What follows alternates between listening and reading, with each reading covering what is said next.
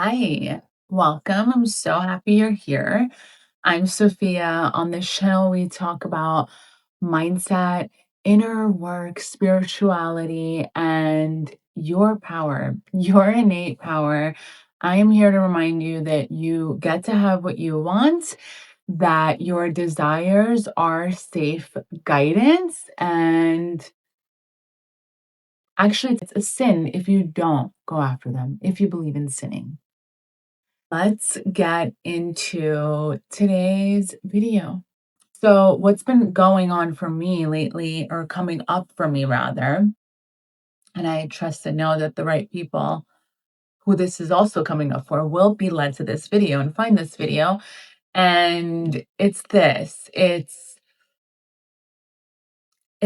we're supposed to follow our heart's desires. If you're like me, and I think most of us can, when they're hard, when achieving our goals, desires, whatever you want to call them, right? When getting there, obtaining that, feeling that, depending on what it is, right? Whether it's maybe soulmate love of your life, maybe it's success, maybe it's starting your own business, getting clear on your purpose, become a better version of you, getting in the best shape of your life physically, right?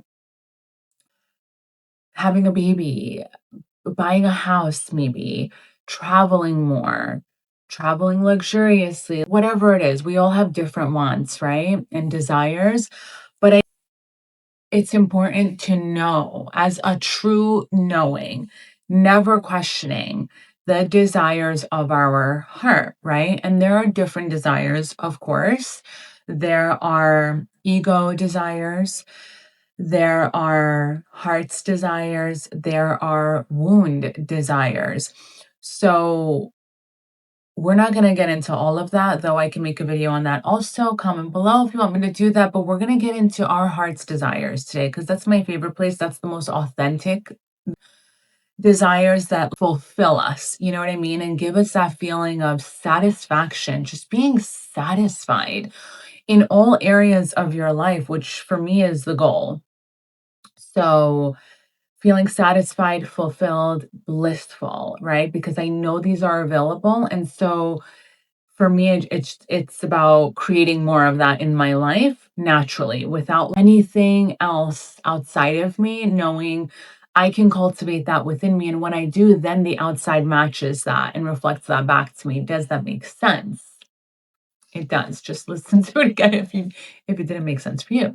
With that being said, it's important to know that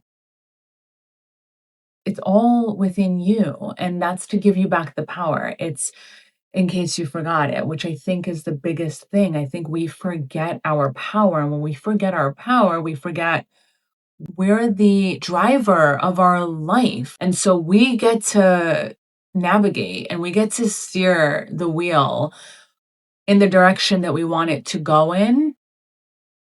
And what I mean by that, because I do think it's important to know when to take your hands off the wheel and let the divine, let God do what they know to do, right? Because we can only see what's right in front of us. We can't see God's eye view. We can't see the bigger picture, right?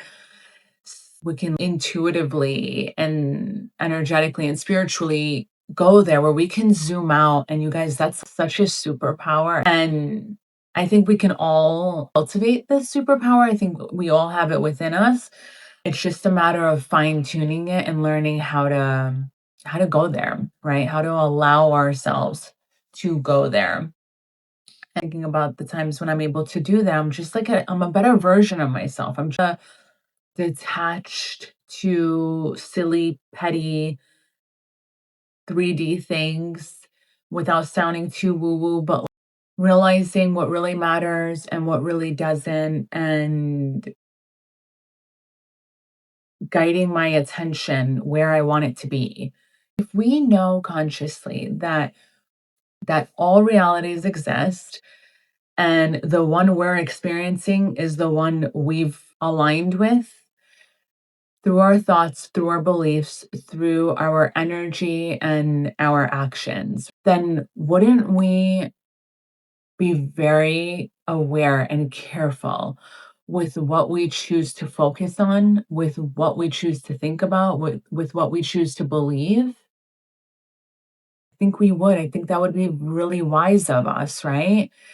It's interesting how I find myself often having to tap back into it, remember it. Oh, that's right. I have all this power. The power is within me. I get to guide the way this thing goes.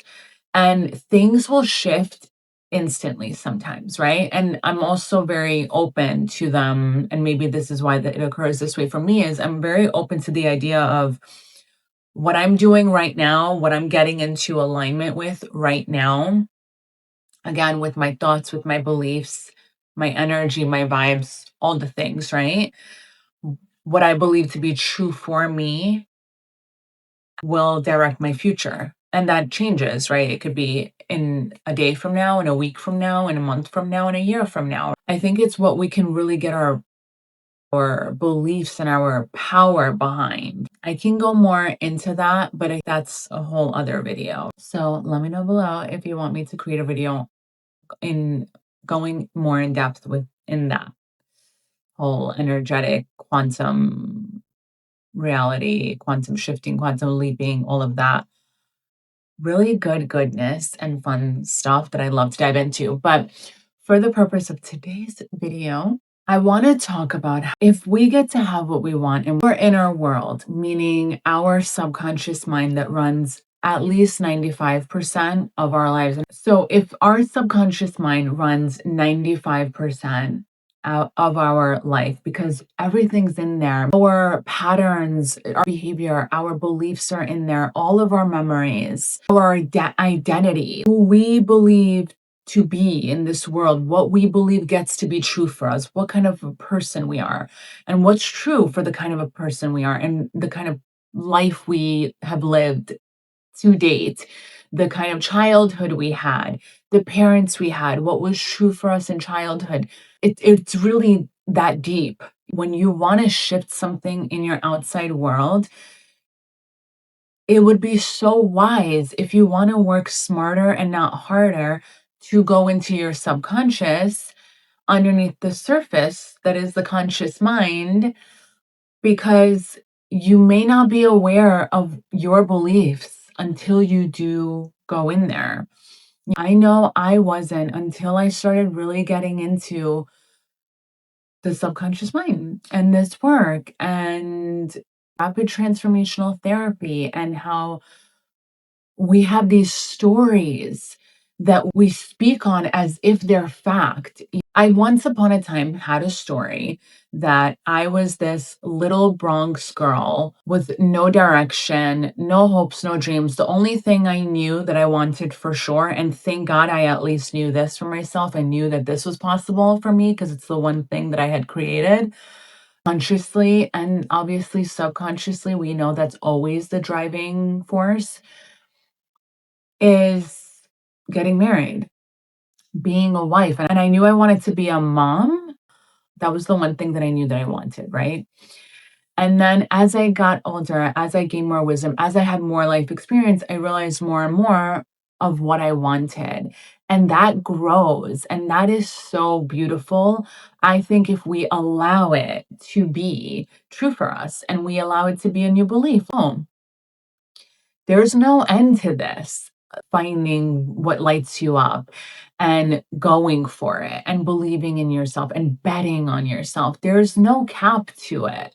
We get to keep doing this forever. And then you can find stories on which I had, and they just so easily just came up for me in my algorithm, which was really cool, which I think is another really magical thing that happens. And I do believe angels and things that are meant for you can guide, God can guide things that you need in your life, just like they can guide people and events, and they can also obviously manipulate the algorithm in your favor, and you will see what you need to see. But I think you want to have an underlying belief that that's true for you, and that'll happen even more. So I found this man who was just so brilliant and fascinating, and he was in his late 80s, I want to say, maybe even early 90s. And he was so full of life. There was no fear in this man. And he wrote all these books, and he would just suddenly have an interest, a desire to learn how to play an instrument, and then he learned it. And he did it though with his subconscious. So with the beliefs that, oh, of course I could figure this out and easily. It doesn't have to take time. I think his name was, I want to say Bernie. His first name was Bernie. But he was so fascinating, and this was years ago when I found him, and he came up for me recently. I remembered him, and I'm like, "Oh my god, I gotta find his work again." He used to hold talks, like a motivational speaker of sorts. I wanna find him again because he just lights you up. People like that are just so fascinating and so inspiring of what's possible. If I could choose, and we know that we can, right? That's how I wanna be when I'm 90. That's how I wanna be when I'm 90. Why wouldn't I? I don't wanna shrivel up and feel like, "Oh," and be complaining all the time. I wanna be living my best life still and doing what I came here to do, which is live, no matter how old I am. If you also are on that boat or wanna hop in this boat with me and just live your best life at any age and every age and know that you just get better and better and better in all ways, then we know what we have to do now, right? Which is be our best selves now. So, how do we become our best selves now? How do we be, not become, because we want to be it right now, right? I think we be our best selves right now. And we know that's not grammatically correct, but that's not the importance of this talk right now, of what I'm saying. So, just listen for the magic, okay? Listen for the wisdom because it's coming through me right now as I'm saying it. So, what we want to do right now, how we be it right now is what would make us proud that we do right now tomorrow. So tomorrow, when we look back to today, what would make us proud of us, right? And and if we get really real with ourselves, I don't think we have to go so expansive and so big and so far-fetched. I think it could be very real, small choices, small right choices that we make in the direction of what we want. So if we know we want to be our best selves, even in our 80s and 90s and beyond, and we want to be so full of life, we want to be that now and it be a part of us, be a part of our identity. And so, what do we do now? I'll give you some examples for me, right? We're all different. We're all on different paths. You may already be in the best shape of your life. That's where I'm at right now, is accomplishing that, is learning how to get my body into the best shape of my life.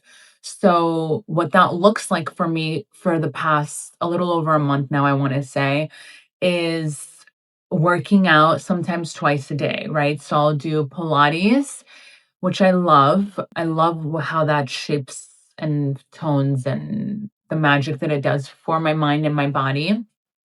And then I've been doing cardio, right? For longevity, for my heart, for my mind, for shedding weight, right? And we don't say lose weight. I have a video on how to attain your best shape of your life, and you can learn there why I say shed, not lose weight. I wanna feel light, I wanna feel strong, I wanna feel fit, I wanna feel hot, I wanna feel all the things, right? That's another thing I want forever. Like, I always wanna look my best, I always wanna feel my best. That's gonna look different for all of us, right? That for me, so for me, I am working with my mind, right? Most of the time, I'm working with my mind. So when I am on the treadmill, yesterday, I was playing at the park for 2 hours physically actively with my kid. Part of me was like, "Oh, I don't have to go to the gym tonight." I did Pilates this morning. We ran around for 2 hours playing and running and playing in the sun. I don't have to go to the gym tonight. And I almost didn't go. And then I tricked myself into getting there, which is something I recommend you do. And it's another way of working with your mind, right? Trick yourself into doing things that you know are good for you. We do it for negative things. We do it for like, snacking at night. I just have this craving. It's fine. I'm not going to do it again tomorrow. Let me just eat the whole bag of chips. It's totally fine. What's it going to do? I'll work it off tomorrow at the gym and it'll be fine. That could be fine. But why do you need the whole bag of chips? You just don't want to dig yourself a bigger hole than you need to, right? We set ourselves up for success. We work with our minds. So maybe grab a chip or two just for that craving and then put it away. Or say like, oh, maybe I just need one or two. Actually, that would do it for me. Or you trick your mind in saying, I'm just gonna go for 20 minutes. Let me just go for the 20 minutes just to keep the habit going, or just to feel more accomplished for today, or just to do that for myself. So I got myself there. I ended up pushing through to the full hour, which is what I usually do. And I just felt so good at the end of it. So many minutes of that hour were very challenging for me. And most of the time, I was convincing myself to stay on the treadmill as opposed to getting off, going inside. I had other things that I still needed to do. My night was not over. I put my toddler to bed and I still had things that I needed to do. I didn't get to rest yet, to put my feet up, maybe do something mindless and just rest my body and my mind. But I just pushed through and I was like, you know what? What's another 20 minutes? And then when I did the other 20 minutes, now I'm at 40. I already did double the 20 minutes, so I might as well just go for the third. Let me just say another 20 and and I'll just I'll be so proud of myself, right? And so that's been fueling me lately. I've been making a habit of that. I'll be so proud of myself if I do my hair tonight. I'll be so proud of myself and feel so good. And it's just a way of working with your mind. Saying you're proud, it's an internal game and nobody else has to know. It's important for all of us to remember that we have our inner child is still within us. And so I don't think you can hear too much of, I'm so proud of you. And depending on what you heard growing up, you may have never heard that growing up, or it was very rare. So, make up for lost time is one way you can look at it, if that makes sense for you. And if not, the more proud of yourself you are, the more faith you have in yourself, the more confidence you have, the bolder you show up, the more you show up, the more authentic you are, the more comfortable you are with being your authentic self. And I think that's everything.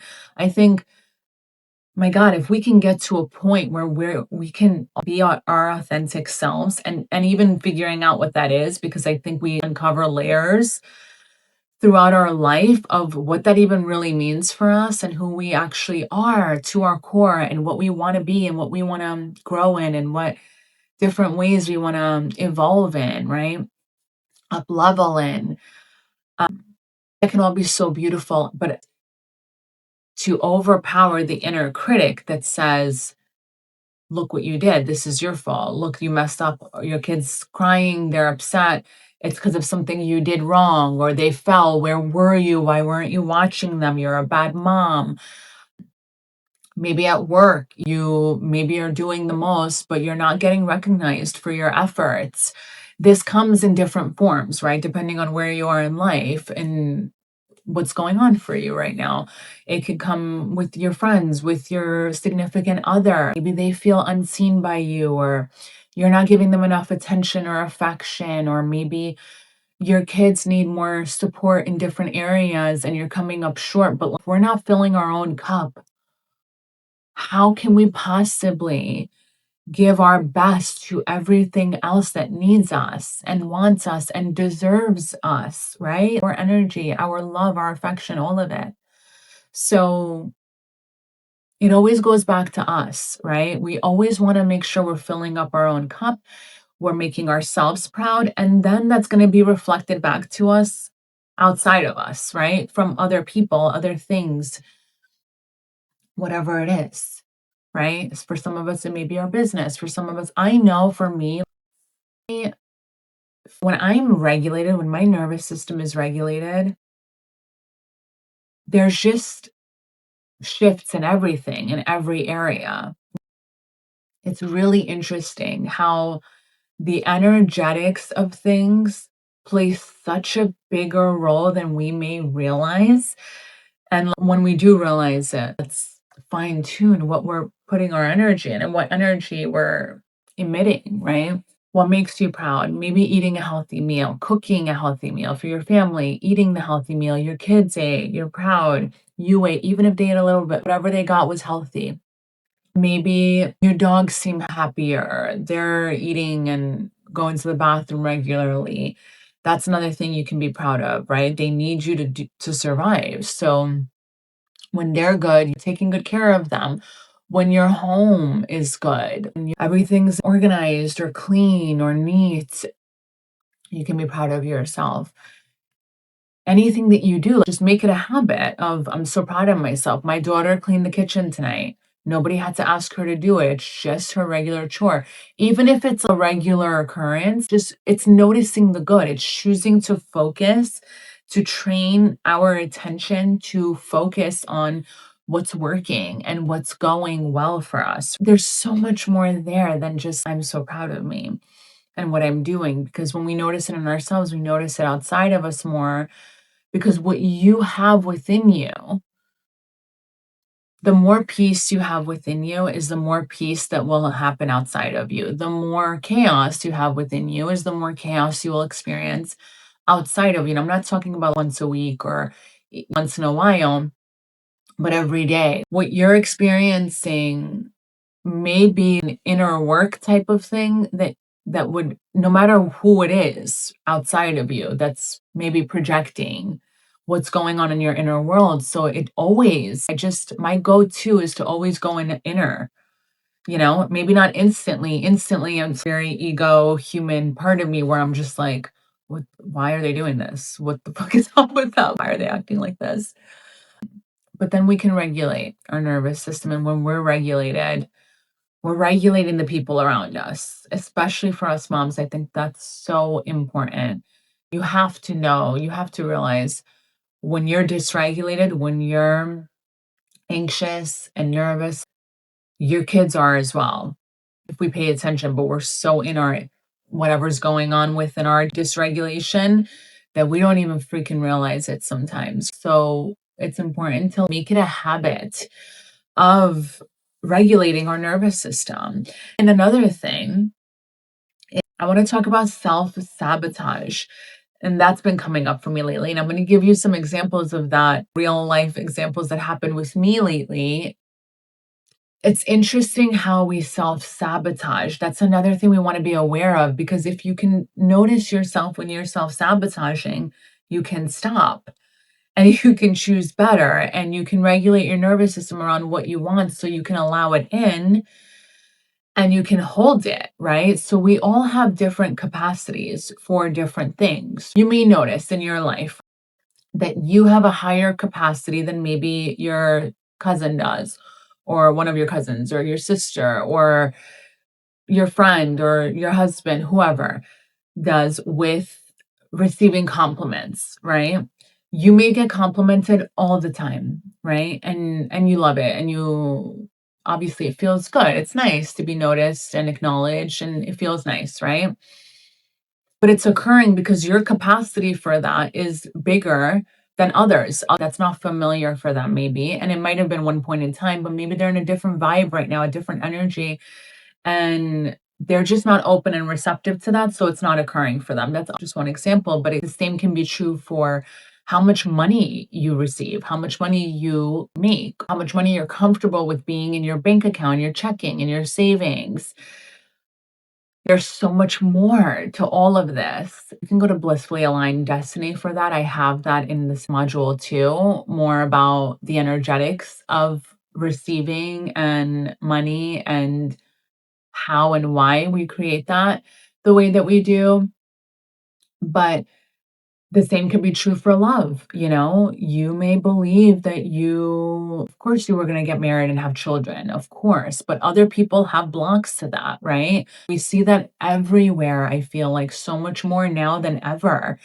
People who are single, people who don't want children.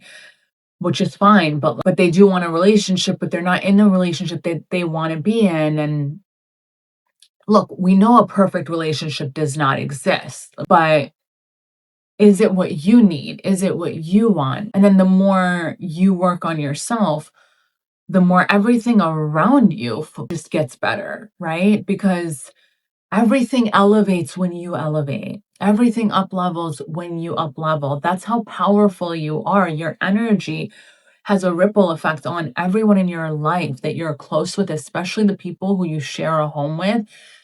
And so we all have different capacities to different things, but we may want to fine tune, tweak, and expand our capacity in different areas.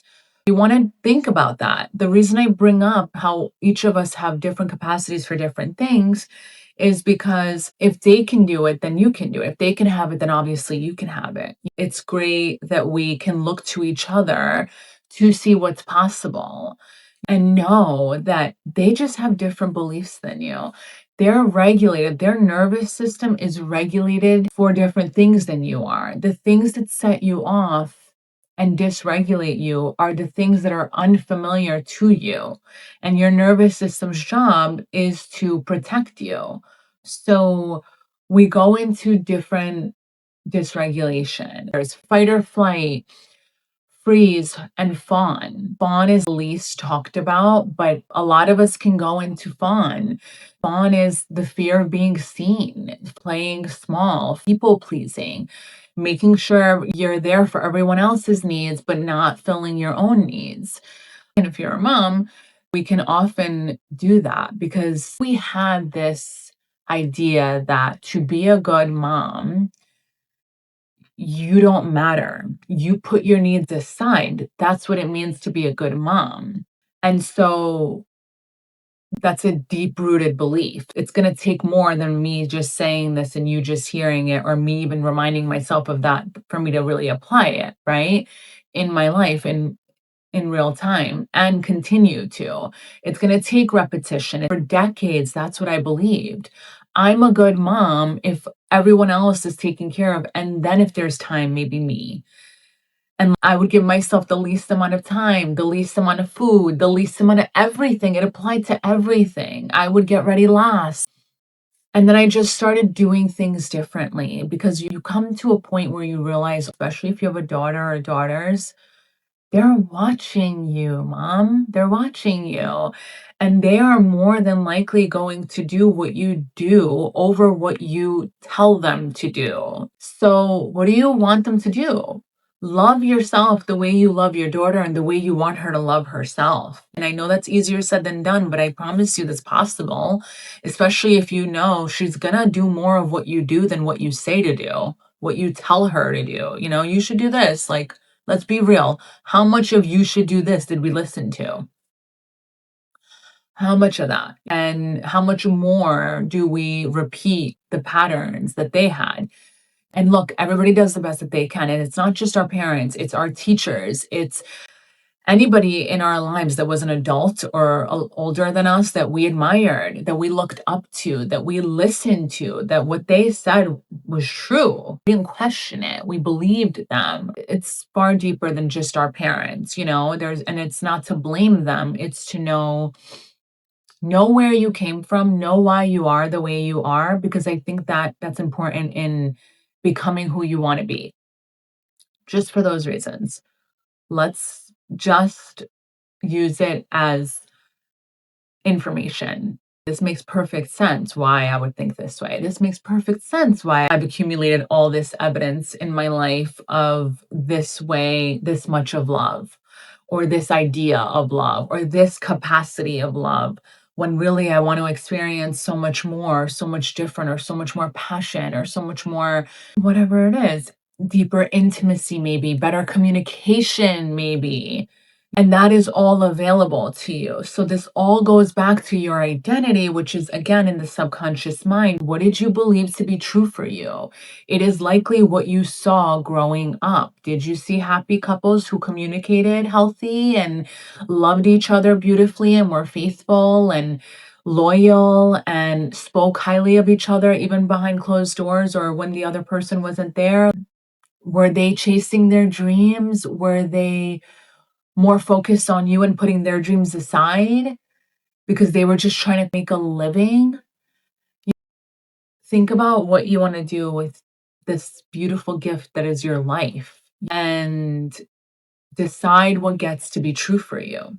And you can check out, I have videos on identity. And I think that's huge in manifesting what you want, because if you don't change what's true for you and the kind of person you are, meaning what gets to be true for you, what you get to receive in this life, you're always going to remain where you are. It's going to be very hard and very challenging to expand in whatever ways that you want to expand in, because where you are right now in your life, what's occurring in your life, the amount of love you receive, the amount of happiness you are cultivating at any given moment, the amount of depression, the amount of anxiety, the amount of freedom, the amount of money, the amount of food, the food, the quality of clothes, the amount of clothes, all of that is what you believe to be true for what you get to receive